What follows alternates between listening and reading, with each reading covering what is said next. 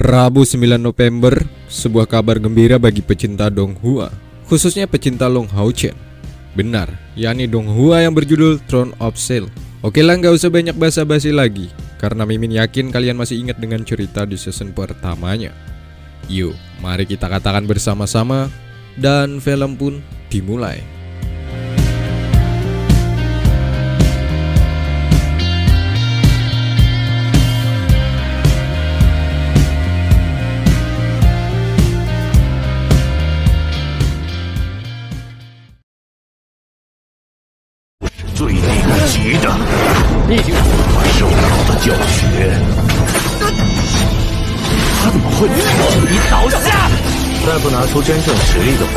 Chen mendapatkan sebuah penghargaan dari ketua panitia, coy.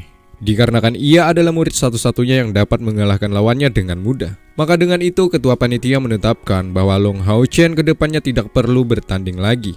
Alias, Chen sudah ditetapkan melaju ke babak final.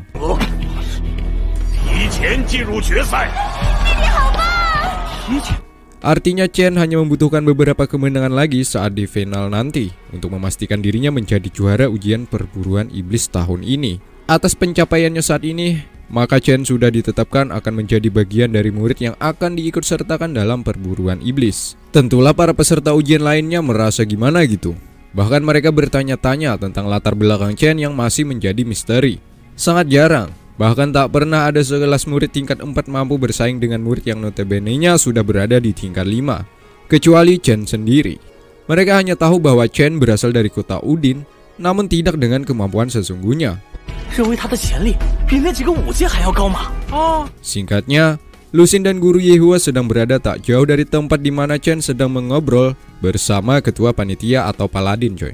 Hal itu menjadi sebuah pertanyaan bagi Lusin, yakni isi pembahasan yang mereka bicarakan. Sontak membuat Yehua sedikit merasa gimana gitu.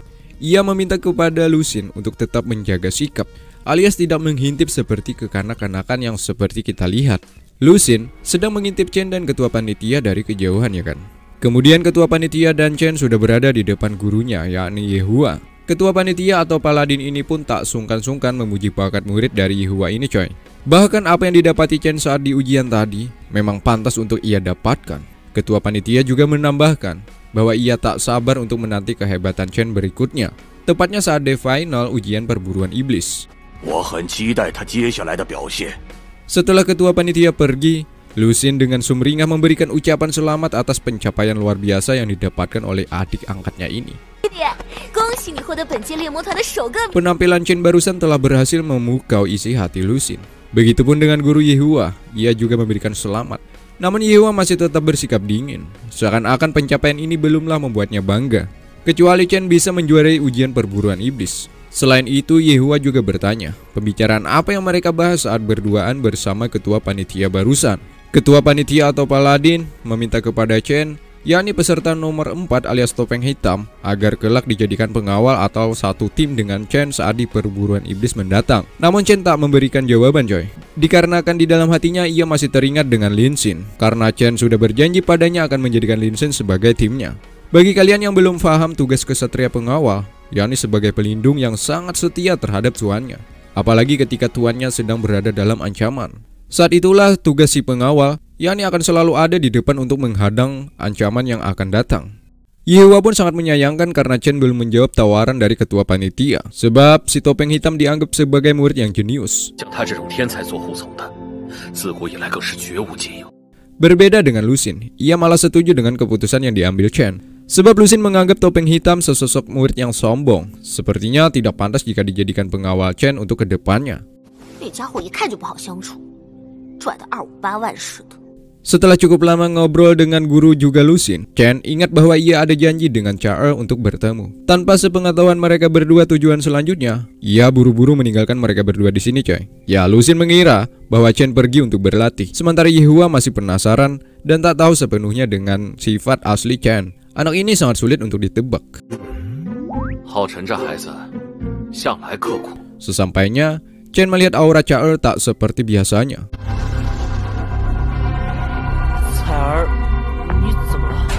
Begitupun dengan anak buah Cha. Mereka menganggap bahwa Cha tak pernah sebelumnya mengeluarkan aura begitu mematikan ini. Mereka menganggap ini semua atas perbuatan Chen karena telah lama datang sementara Char sangat lama menunggunya di sini. Mereka yakin bahwa Chen akan mati saat di sini.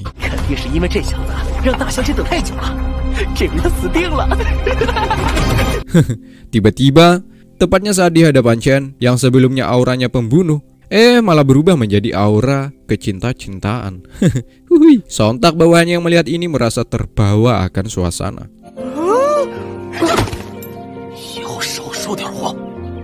Char tanpa melihat, ia tahu bahwa Chen sedang terluka. Char khawatir atas apa yang dialami Chen seperti ini. Namun Chen meyakinkan bahwa ia hanya mengalami luka ringan dan tak perlu mengkhawatirkan keadaannya. Chen pun menanyakan, kenapa Char bisa tahu bahwa ia sedang terluka?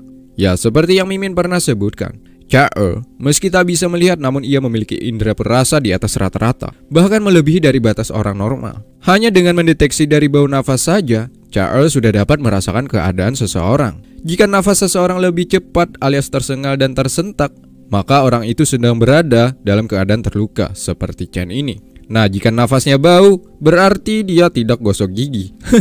Ada-ada aja Mimin ini. Kemudian Chen pun mengatakan bahwa ia sedang mengikuti ujian perburuan iblis. Ia bertemu dengan lawan yang cukup kuat, sehingga membutuhkan kekuatan ekstra untuk mengalahkan lawannya.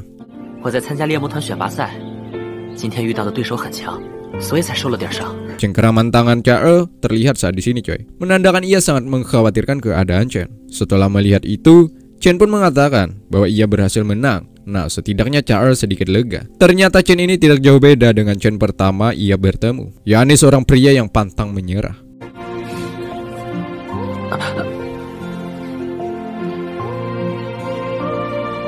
Kemudian Chen pun berniat akan mengantar Char pulang. Sebelum pulang, entah siapa yang menyalakan petasan sehingga membuat suasana semakin syahdu.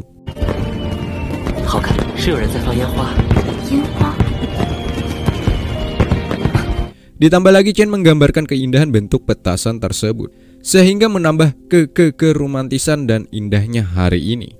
Singkatnya mereka sampai. Char meminta kepada Chen untuk sesegera pulang kemudian beristirahat. Kemudian Chen pun mengatakan bahwa besok hari ia tak ada pertandingan, sehingga lama-lama di sini pun tidak masalah. Besok hari Chen juga berencana untuk menemani Char lebih awal. So sweet.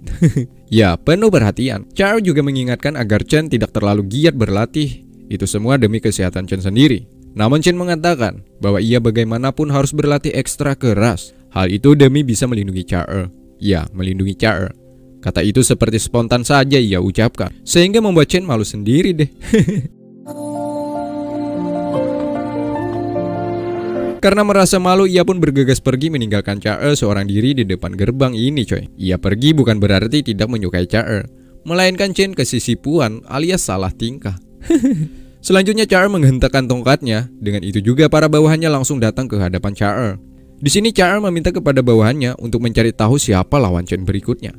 Dan sebelum Chen datang, mereka para bawahannya disuruh untuk mengantarkan pil obat ke kamarnya. Bagaimanapun caranya, jangan sampai ketahuan Chen atas hal itu. Char ini memang wanita idaman, coy. Sangat beruntung jika Chen dapat meminang hatinya di kemudian hari, ya kan. Terlihat topeng hitam telah hancur akibat sebelumnya melakukan pertarungan melawan Chen. Namanya Hanyu. Ternyata Paladin alias ketua panitia ini adalah kakek dari Hanyu, coy. Atas kesalahan yang diperbuat Hanyu sebelumnya, membuat sang kakek marah. Bahkan Hanyu mendapatkan sebuah tamparan telak. Pantas saja ya kan, kakek ini meminta Chen agar menjadikan topeng hitam sebagai kesatria pengawalnya, lantaran dia cucu dari Paladin ini. Atas kejadian sebelumnya, Hanyu telah dianggap telah mempermalukan ia sebagai kakeknya. Meski begitu, Hanyu membantah. Kakek hanya mementingkan reputasinya sendiri daripada keluarga. Bahkan waktu dulu kakek pernah membiarkan ayah Hanyu mati atas perintah konyol.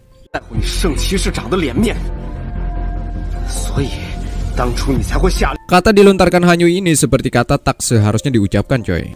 Kakeknya seorang kesatria, ayah Hanyu juga kesatria, termasuk Hanyu sendiri, ia juga kesatria. Maka bahaya di depan, mau tidak mau harus siap dihadang. Tapi tidak seperti Hanyu lakukan saat di ujian sebelumnya. Hanyu tidak menggambarkan bahwa ia seorang kesatria, yakni dengan melawan wasit juga meremehkan lawan, sehingga ia diusir dari tempat ini. Hanyu sebenarnya diberikan dua pilihan, coy, yakni pergi dari tempat ini atau menjadi pengawal Chen untuk 5 tahun ke depan. Sampai sini Hanyu tidak menjawab pertanyaan kakeknya. Namun dilihat dari gerak-geriknya, sepertinya ia memilih menjadi kesatria pengawal Chen, coy. Dan satu, Hanyu sangat membenci kakeknya karena ia menganggap kakeknya tak mendukung untuk menjadikan ia menjadi lebih kuat dari orang lain. Kakek atau peladin ini hanya bisa berharap cucunya bersama-sama dengan Chen untuk mencapai sesuatu yang diinginkan, yakni menjadi kesatria yang kuat. Entah siapa yang salah. Ya, entah siapa yang salah di antara kakek dan cucunya ini. Sampai sini kakeknya mengetahui bahwa Chen adalah putra dari salah satu kesatria terkuat di dunia, yakni Cheng Yu. Ya, sebenarnya tujuan kakek terhadap cucunya sangatlah baik coy, yakni untuk menjadikan cucunya menjadi seorang kesatria sejati, karena nantinya Chen akan menjadi putra cahaya. Jadi jika bersama Chen, tentulah itu sebuah kehormatan. Namun Hanyu tak mengetahui akan hal itu, sebab dirinya sudah tertanam rasa kebencian terhadap kakeknya sendiri. Sementara Chen mengetahui bahwa pil ini pemberian dari Charles. Selain itu ia sesegera untuk memulihkan kondisinya. Sebenarnya Chen juga sadar kekuatannya sangatlah jauh dari kata hebat. Seandainya di ujian sebelumnya Hanyu tak bertingkah sombong, mungkin saja Chen akan kalah. Karena kita tahu sebenarnya jarak antara tingkat 4 dan 5 sangatlah cukup jauh. Chen merasa kemenangannya atas Hanyu sebuah kebetulan saja. Apalagi kelak di final nanti ia akan melawan sesosok kesatria yang sangat menyeramkan. Maka dari itu Chen harus benar-benar berlatih dengan serius, dengan harapan ia dapat memberikan perlawanan dan syukur-syukur menjuarai ujian ini. Di sini Chen juga mempelajari jika kelak bertemu dengan kesatria yang akan dihadapinya. Perbedaan tingkat akan menjadi masalahnya coy, sebab Chen hanya di tingkat 4, sementara lawannya di tingkat 5. Dari kecepatan dan kekuatan, Chen sadar dirinya masih lemah dibandingkan lawannya kelak. Dengan gaya kesatria retribusi, tenaganya tak sehebat lawannya. Bertarung dengan gaya kesatria guardian, mana Chen juga terlalu lemah dibandingkan lawannya. Begitupun dengan Tongkoro, teknik tersebut tak banyak berpengaruh jika berhadapan satu lawan satu. Ditambah lagi Hanyu alias partnernya tak menunjukkan bahwa ia akan datang untuk sesaat, dimana di ujian perburuan iblis partner sangat dibutuhkan coy. Namun selama ini Chen belum menunjukkan hal itu. Jadi menarik apakah Hanyu datang di saat-saat genting, atau jangan-jangan Hanyu tidak datang untuk waktu yang singkat. Entahlah. Ya ada satu cara jika Chen mau menang, yakni dengan cara ini. Cara apa? Belum dijelaskan coy. Sementara itu lawannya sedang menantikan pertunjukan menarik di final nanti. Ya rasa penasaran pun bergelimang di tubuh lawannya ini coy, sebab ia sudah tahu kehebatan Chen. Dan satu, pertunjukan apa lagi sih yang akan dikeluarkan Chen saat berhadapan dengan ia kelak? Chen baru saja selesai memulihkan kondisi. Akibat pertarungan sebelumnya, ia jalani melawan Hanyu. Setidaknya hal itu membuat batu loncatan bagi Chen untuk sampai berada di tingkat 5. Khususnya hari ini, Chen sudah berada di ambang tingkat 5 coy. Artinya ia sedikit lagi akan menerobos.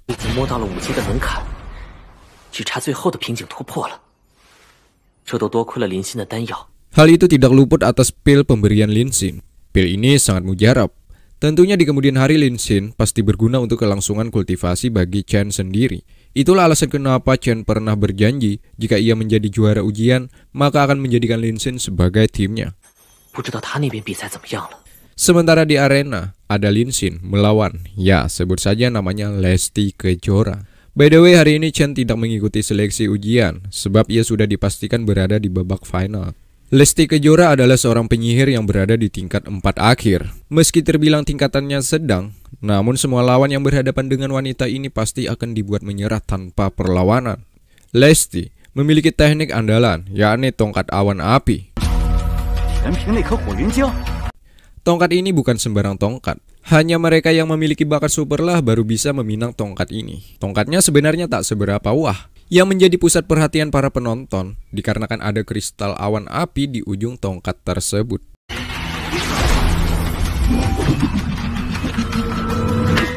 Meskipun Lesti Kejora ini kekuatannya di atas rata-rata, namun ia tak yakin untuk memenangkan pertandingan ini. Sebab sampai sini ia tak tahu seperti apa lawannya kelak. Artinya, Lesti Kejora ini bukan wanita yang suka meremehkan lawan. Ia selalu segan dan menghormati kepada setiap lawannya bertanding.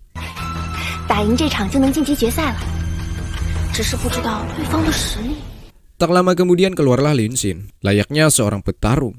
Seketika suasana menjadi agak gelap. Hal itu membuat para penonton merasa tegang semakin menjadi-jadi. Sesampainya, tepatnya di depan Lesti Kejora, Lin Xin dengan keyakinan yang amat tinggi mengatakan bahwa ia adalah seorang penyihir terkuat dan menyambut mereka para penonton yang telah hadir. Lelucon macam apa ini? Xin.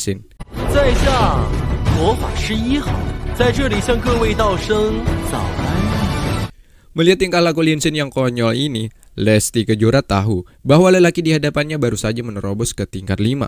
Nah, hal itu tak membuatnya gentar sedikit pun. Karena Lesti sudah sangat yakin, meski ia berada di tingkat 4 akhir, Lesti akan berjuang sekuat tenaga untuk menggapai impiannya, yakni memenangkan ujian perburuan iblis. Linsin termelek-melek setelah melihat kristal awan api milik lawannya ini. Tak tanggung-tanggung, Linsin pun langsung memuji wanita ini.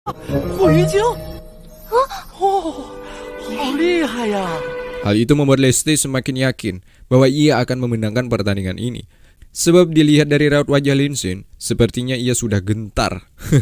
Baru melihat tongkatnya saja, apalagi jika nanti terkena serangan secara langsung ya kan. Maka matilah kau Linsin. Tunggu dulu. By the way, Linsin juga punya loh. Dan inilah dia.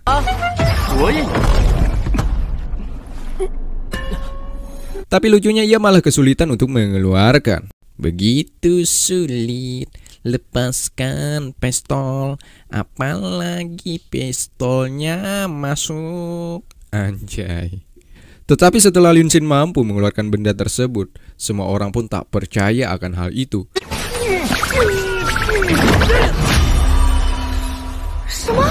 Begitupun dengan Lesti, dirinya hanya bisa diam sambil berkata dalam hatinya, gila.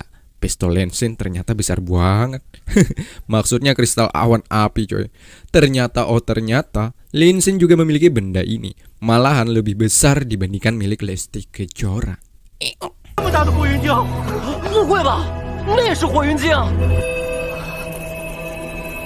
Ditambah lagi Linsin mulai menunjukkan jati dirinya. Hanya dengan satu gerakan saja, Lesti Kejora terduduk, terbilak, dan terzolimi. Begitupun dengan keluarga Linsin di atas, mereka kagum, namun tidak bagi kakeknya. Ia melihat teknik tersebut hanyalah sebuah teknik murahan saja. Dalam pikiran kakeknya, sepertinya ia sangat malu melihat tingkah laku cucunya seperti itu ya kan. Ya, pembawa acara pun langsung memberikan aba-aba kepada mereka untuk memulai pertandingannya. Lesti Kejora masih saja merasa pesimis, sebab dirinya seperti tak ada kesempatan lagi, walaupun sekecil atom untuk menang. Lesti Kejora hanya pasrah. Namun di sini Linsin tak seperti peserta lainnya, yakni dengan cara menyakiti lawannya. Linsin meminta kepada Lesti, jika ia dapat menirukan teknik sepertinya, maka Linsin akan mengakui kekalahan.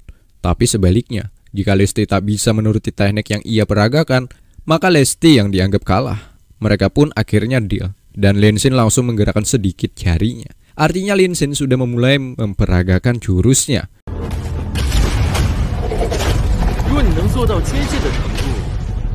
Lesti Kejora setelah melihat kemampuan Linsin memainkan jari lentiknya, harapan untuk menang alias bisa menirukan tekniknya sangatlah sukar. Lesti hanya bisa memperkirakan ia mampu menirukan sekitar 70-80% saja.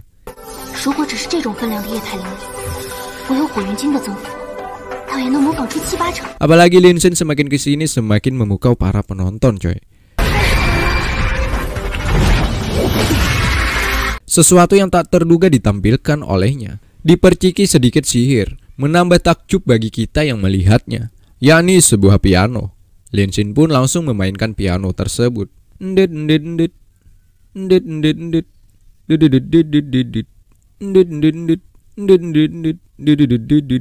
Ya, pertunjukan sesungguhnya baru saja dimulai coy. Artinya, Linsin memiliki sebuah rahasia yang sulit untuk ditebak. Seketika itu juga, Lesti Kejora bak wanita kebaya merah. Mas, ini asbak rokoknya.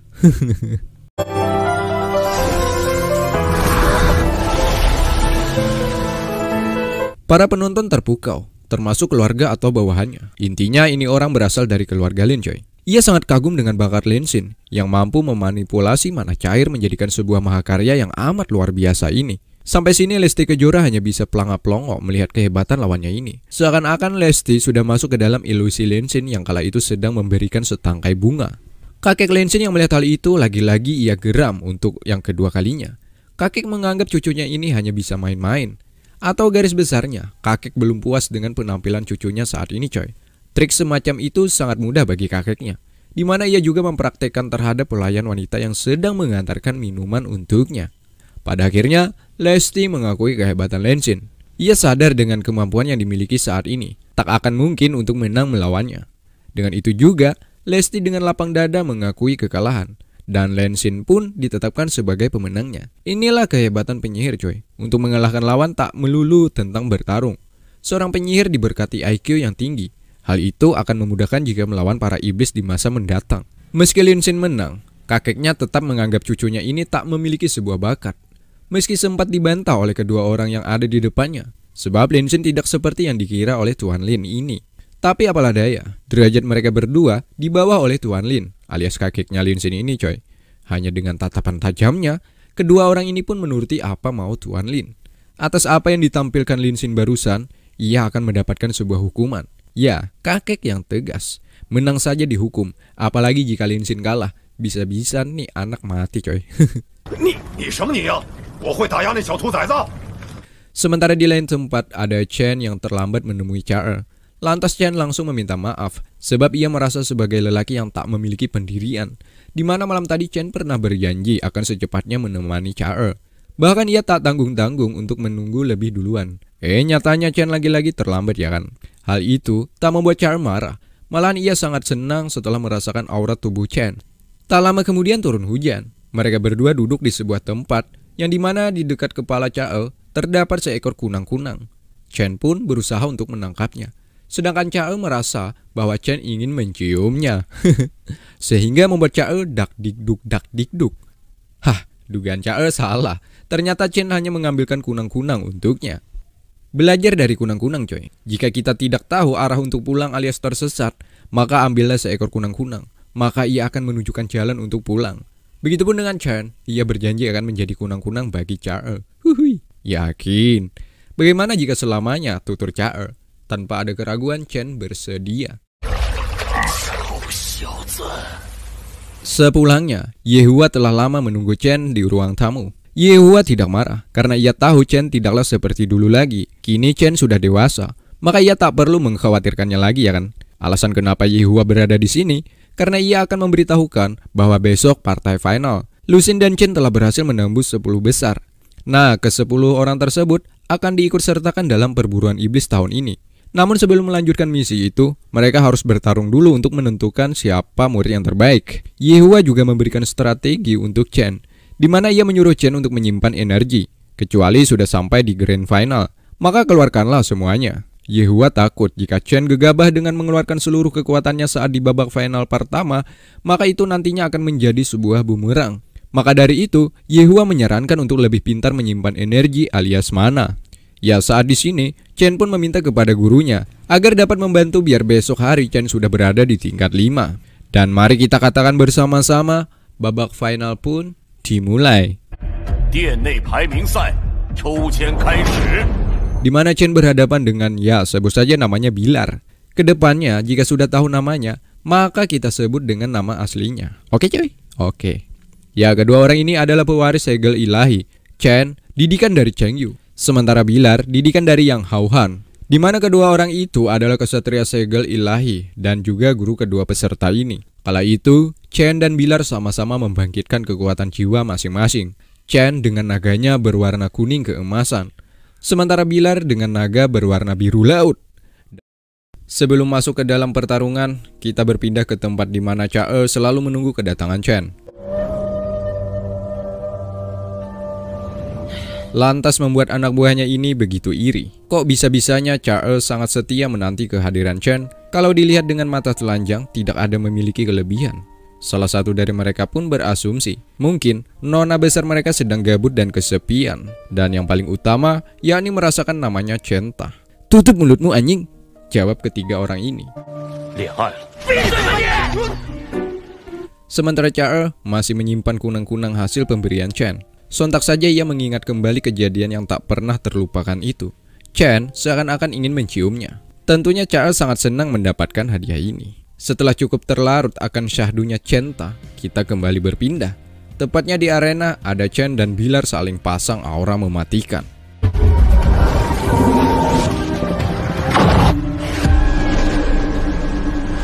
Begitupun dengan pembawa acara, ia mengumumkan bahwa final babak pertama resmi dimulai. Semua orang tegang. Ada ketua panitia alias Paladin, ada si Fat Black, rambut putih, dan juga Yihua bersama Kak Lusin. Sebelum masuk ke pertarungan, Bilar mengatakan selama ujian ia belum pernah kalah. Sampai sini kita sudah dapat menilai bahwa Bilar salah satu peserta yang sangat kuat dan menakutkan. Chen membalas dengan merendah, bertarung melawan Bilar suatu kehormatan baginya. Bahkan Chen sudah mendambakan untuk bertarung melawan peserta yang menjadi favorit di tahun ini.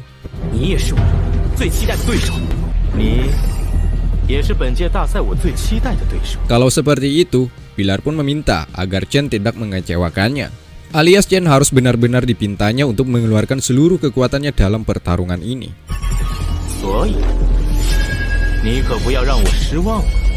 Oke lah kalau begitu. Chen langsung mengeluarkan teknik lingkaran cahaya keyakinan, di mana teknik ini pernah ia keluarkan saat melawan para iblis saat di kota Udin. Efek teknik ini akan meningkatkan keyakinan saat melawan musuh di hadapannya. Jadi menarik untuk ditunggu. Apakah teknik ini sesuai dengan namanya atau hanya menjadi sebuah lelucon bagi Bilar? Diiringi dengan teknik anugerah pelindung, Chen mencoba untuk menyerang Bilar, lalu diakhiri dengan kekuatan serangan cahaya. Hal itu membuat Lusin semakin takjub, di mana adik angkatnya ini mampu mengeluarkan 3 teknik sekaligus dalam satu serangan. Dalam hati Yihua, ia tahu keinginan apa yang ada di dalam hati Chen ini, yakni mengalahkan salah satu murid alias peserta terkuat di tahun ini. Siapa lagi kalau bukan Bilar. Sebagai kesatria retribusi, Bilar hanya menggunakan satu pedang untuk menahan serangan Chen ini.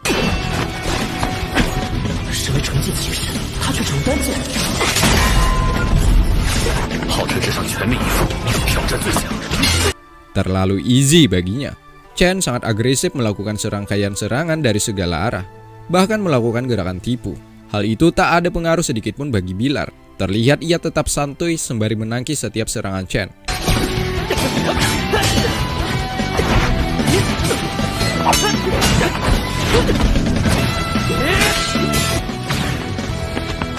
Ingat, dia hanya bertahan, alias belum menyerang terhadap Chen. Chen mulai merasakan kesulitan saat di sini. Serangannya seakan-akan seperti kapas, ringan dan tak berarti.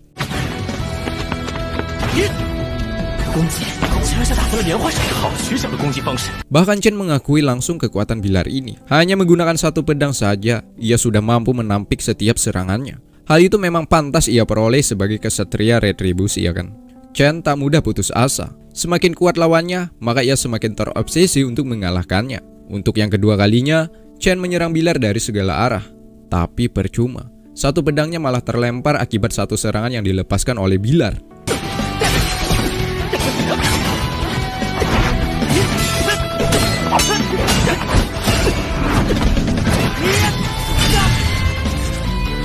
Pertarungan mereka ini seperti tak seimbang. Bilar tingkat 5, sementara Chen tingkat 4. Hal itu dirasakan langsung oleh Lusin juga Yihua.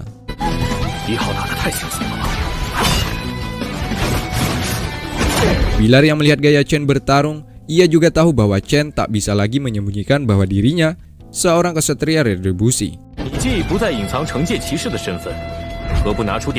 Lantas Bilar sedikit meremehkan cara bertarung Chen yang seakan-akan tidak mengeluarkan kemampuan penuh. Hal itu dihiraukan saja oleh Chen. Ia kembali menyerang untuk yang ketiga kalinya.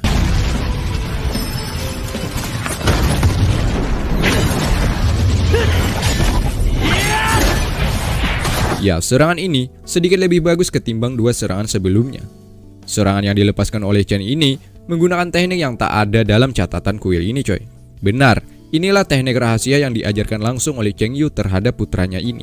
Kejadian ini membuat semua berdecak kagum akan keterampilan yang sungguh di luar nalar.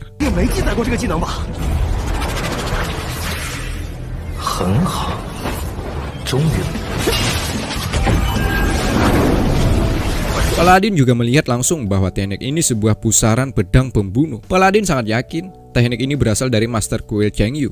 Meski begitu, kekuatan ini lebih tipis ketimbang jika Cheng Yu yang menggunakannya. Andai posisi bisa dirubah, yakni Cheng Yu yang menggunakan teknik pusaran pedang pembunuh, maka kuil ini tak bisa diselamatkan lagi dari kehancuran.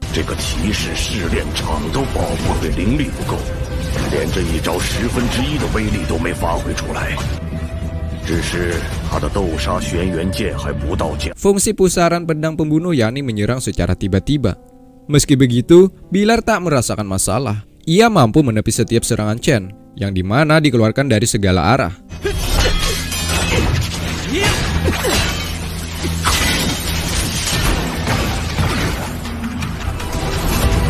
Serangan Chen sepertinya sama seperti serangan sebelumnya. Hanya saja pusaran pedang ini yang menjadi pembeda, coy. Itulah alasan kenapa Bilar mampu menebak dari mana arah Chen menyerang.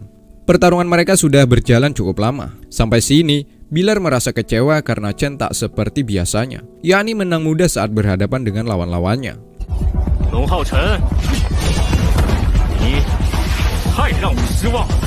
Kali ini Bilar mulai muak karena sudah cukup lama bertahan. Kini, giliran ia untuk menyerang menggunakan teknik serangan naga esensi. Sembari menyerang, Bilar mengatakan bahwa Chen tidak pantas menjadi pewaris Tuan Chengyu.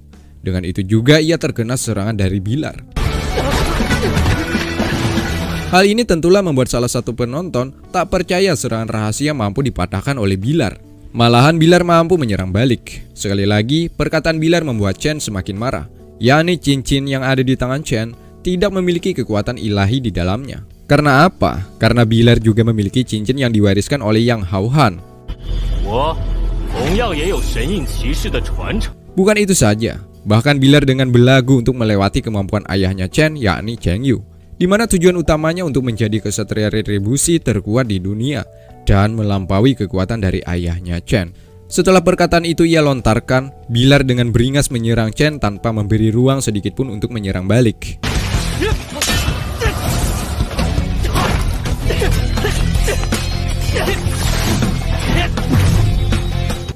Bahkan Chen harus mengeluarkan darah dari mulutnya.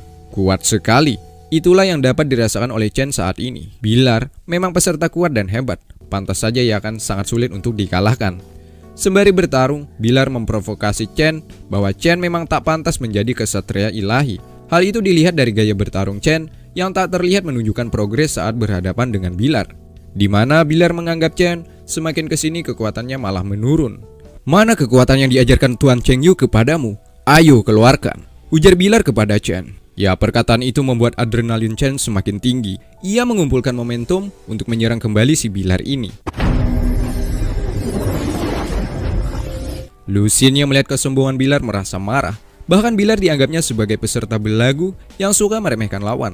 Apalagi lawannya saat ini berada di bawah satu tingkat dibandingkannya. Yehua yang melihat gerak-gerik Chen sepertinya ia akan mengeluarkan teknik terakhir untuk mengakhiri pertarungan ini. Chen menggunakan tebasan cahaya matahari untuk menyerang Bilar. Percuma, bahkan satu pedang Chen harus hancur.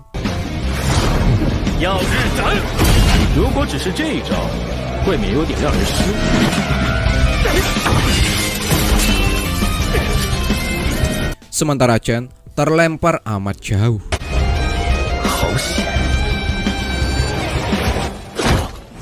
Melihat kejadian ini tentulah membuat pembawa acara gercep mendekati lalu meminta jawaban Chen menyerah atau lanjut. Apalagi pedangnya sudah patah ya kan. Harusnya sih Chen menyerah dan mengakui kehebatan sang lawan. Hanyu yang melihat dari kejauhan ia pun kecewa. Sebab Chen sudah menjadi pecundang, malah dijadikan sebagai tuannya di kemudian hari. Sembari pergi, Hanyu mengatakan, kakek, orang yang kau pilih pada akhirnya kalah.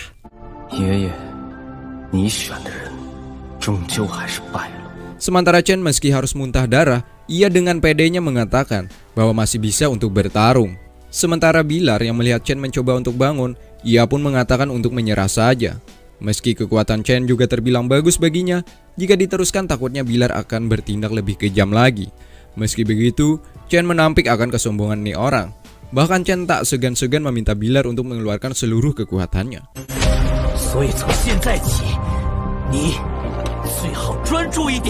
Chen berdiri di sini karena memiliki sebuah tujuan, yakni ingin menjadi yang terbaik dari yang paling baik. Dengan itu juga, salah satu pelindung di tubuh Bilar patah. Itu tadi akibat terkena serangan yang sebelumnya Chen lepaskan. Diiringi bantuan Tungku Roh Suci, Chen mengeluarkan teknik mematikan, yakni teknik yang bernama pengorbanan.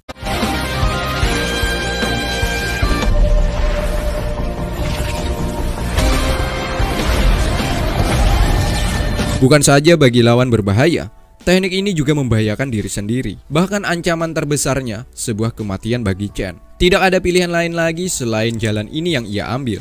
Hal itu ia lakukan hanya untuk menebus kesombongan Bilar yang sempat merendahkan martabat ayahnya. Yehua khawatir dengan kondisi saat ini, sebab jalan yang diambil oleh Chen ini memiliki resiko besar. Begitupun wakil Paladin, apakah harus dihentikan pertarungan ini? Lagian ini hanyalah sebuah ujian, kok bisa-bisanya Chen harus mengorbankan nyawa?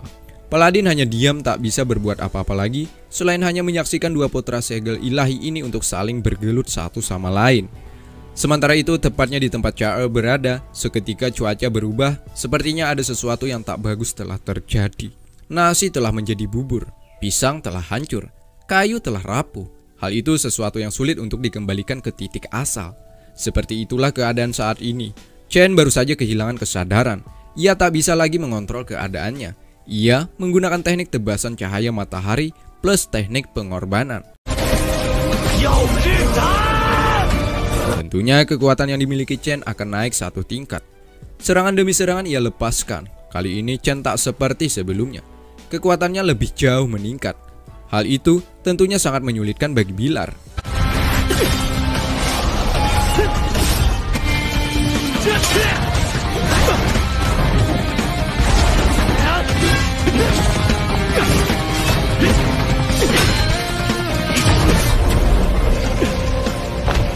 Sementara Yehua khawatir, jika sampai Bilar menahan dengan waktu yang lama, maka akan berdampak buruk bagi Chen. Setelah cukup lama bertarung, kedua kesatria ini mulai merasakan kewalahan, terutama Bilar sendiri.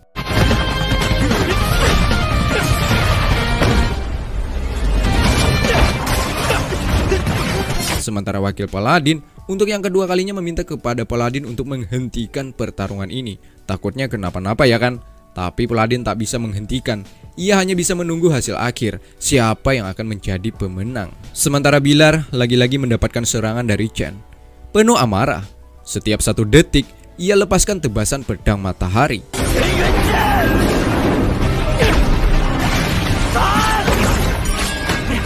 Bilar masih mampu menepis. Nah, dengan itu juga Chen harus mengeluarkan teknik tanpa batas, yakni memperbanyak menjadi beberapa kali lipat serangan tersebut. Dan mari kita katakan bersama-sama, dan film pun bersambung.